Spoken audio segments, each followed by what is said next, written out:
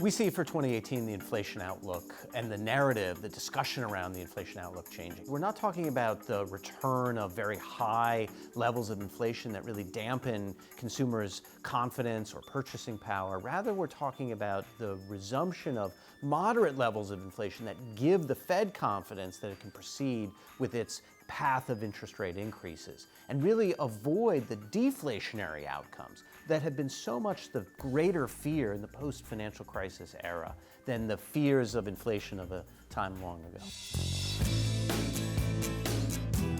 So the first thing for investors to think about in their fixed income portfolios for 2018 is an environment of rising interest rates. First, we think about shortening the average maturity or interest rate sensitivity of the portfolio. With the rise in interest rates that we've seen from the Fed already, shorter maturity investments are offering some higher levels of income than they have had for a long time.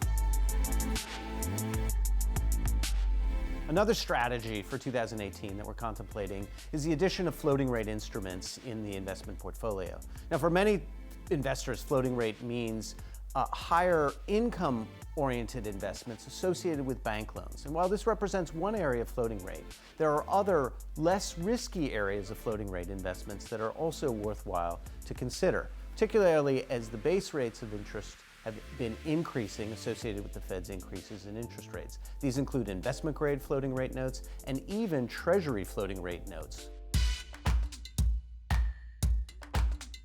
Of course, if we're talking about the reemergence of the potential for inflation in 2018, then the other investment that can help in that type of environment are Treasury inflation-protected securities. The valuation of these securities today still prices in a level of inflation far below the Fed's target.